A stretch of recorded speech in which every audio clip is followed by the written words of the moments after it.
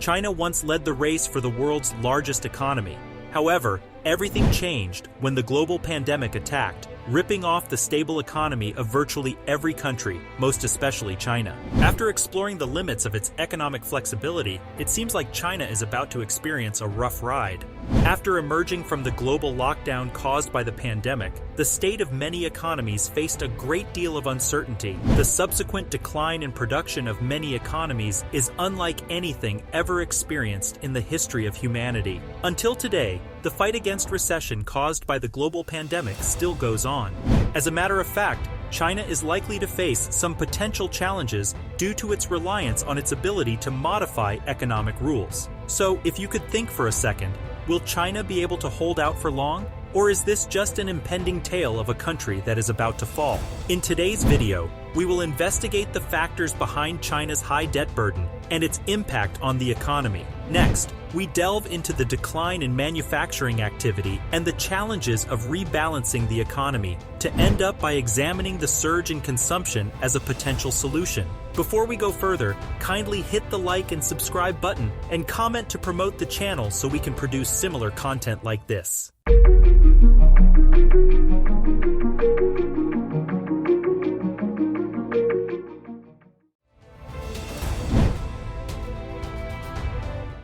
Today, the world's largest investment share of GDP can be found in China. Additionally, its debt load is one of the most expanding in history. These things are connected.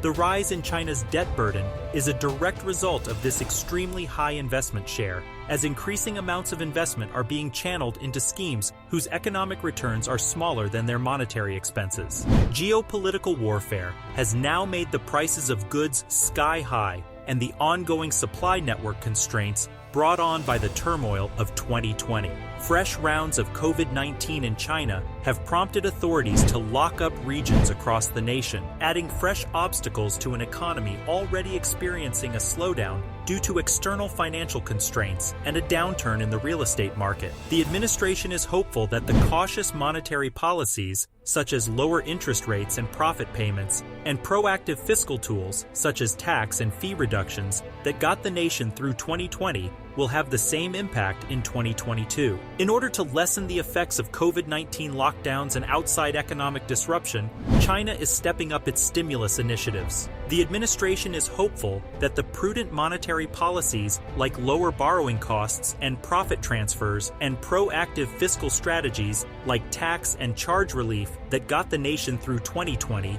will do the same in 2023. China managed to keep up a boost in GDP in 2020 and 2021 at rates of 2.3 and 8.1%, despite external and internal challenges. A lofty goal of approximately 5.5% annual growth in GDP for 2022. It currently seems increasingly impossible to achieve this goal. An ever more challenging scenario has resulted from major financial difficulties brought on by COVID-19 lockdowns and travel bans, stress on the global economy brought on by the Russia-Ukraine war and weak supply networks, and enduring problems like rising commodity costs and a struggling real estate market. In addition, non-productive investment has increased current and previous GDP growth to greater amounts than China would have otherwise been able to record, even if it has caused a quicker increase in debt than in GDP. Theoretically, Beijing might reduce the debt issue brought on by a substantial amount of investment by enacting measures that sharply raise the output of investment.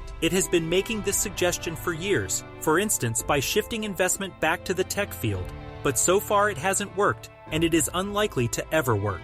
As it adjusts to a harsh zero-COVID strategy and declining demand globally, the Chinese economy is beginning to slow down.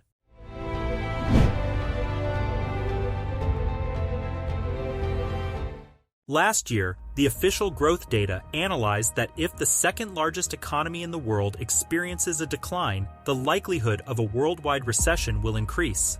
Beijing's target of 5.5% annual growth was unattainable. Even though officials have minimized the importance of achieving the goal, the country may not be experiencing severe inflation like the US and UK. But it does have other issues. The world's industry has unexpectedly discovered fewer buyers for its goods, both locally and abroad.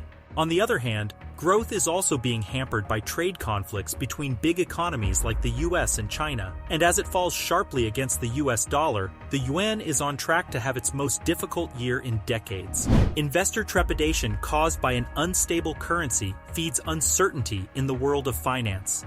Additionally, it makes it challenging for the central bank to inject cash into the global economy. COVID outbreaks have hampered growth across industries in a few cities, including manufacturing areas like Shenzhen and Tianjin.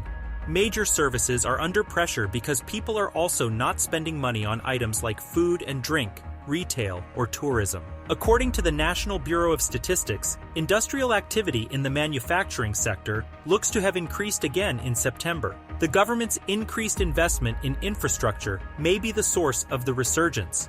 However, it did so 2 months after there had been no growth in production, and it has sparked concerns, particularly in light of a private poll that revealed a decline in manufacturing activity in September as a result of the impact of demand on output, new orders, and employment. Due to increasing interest rates, inflation, and the crisis in Ukraine, demand has decreased in nations like the US as well. Beijing may boost the economy further, but there is little incentive to do so until zero COVID ceases. In August, it unveiled a 1 trillion yuan plan to support startups, facilities, and housing. But there is much more that government officials may do to spur expenditure and achieve economic goals and employment growth. This involves increasing infrastructure spending, lowering borrowing requirements for home buyers, real estate investors, and local governments, as well as providing tax breaks for individuals. As a result, China's real estate market is in trouble. Undoubtedly, the housing sector's unfavorable attitude and weak real estate activity have hindered growth. This has had a significant impact on the economy because up to 1/3 of China's GDP comes from industries related to property and other sectors that support it. By the way, please remember to like and comment on this video and subscribe to our channel. It will help us grow together.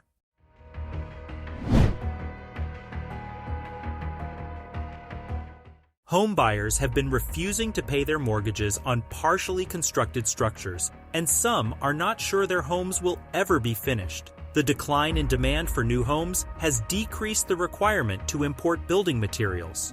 Home prices have fallen by over 20% this year in several locations, despite Beijing's attempts to support the housing sector. Builders are under pressure, analysts say. Therefore, government action to restore trust in the housing sector may need to go further. The effects of extreme weather are beginning to linger on China's businesses. In August, the central belt city of Chongqing and the southwest province of Sichuan were devastated by an intense heat wave that was accompanied by a prolonged drought. In a location where hydropower is nearly exclusively the only source of energy, the demand for air conditioning increased and eventually overloaded the electrical grid. Factories including well-known producers like Tesla and iPhone maker Foxconn were compelled to reduce their hours or close entirely. Beijing ultimately came to the aid of farmers and energy businesses with tens of billions of yuan. It is not assisting that China's digital giants have been the target of a 2-year-old legislative campaign. In the most recent quarter, Tencent and Alibaba both announced their first decline in sales. Tencent's profits plummeted by 50%, while Alibaba's net profit dropped by 50%. Many young adults are without their jobs, adding to the unemployment rate among those between the ages of 16 and 24. Long-term, this might be detrimental to China's productivity and growth. Investors have seen a change in Beijing as well. As Mr. Xi's hold on power tightens, some of China's most prosperous private enterprises are now subject to more scrutiny. Foreign investors are pulling their money away from the market as state-owned businesses seem to be gaining popularity. During the same time that Warren Buffett's Berkshire Hathaway is selling its investment in electric vehicle manufacturer BYD, Japan's SoftBank withdrew a sizable sum of money from Alibaba. Investments in Tencent have lost more than $7 billion just in the second half of this year. In the long run, the US is taking tough measures against Chinese firms that are listed on its stock exchange. Above all, Beijing may no longer be as welcoming to foreign investors as it once was. But do you think this move will endanger the success that has propelled China in the past few years? We would love to know your thoughts in the comments section. If you enjoyed this video, make sure you click the like and subscribe buttons.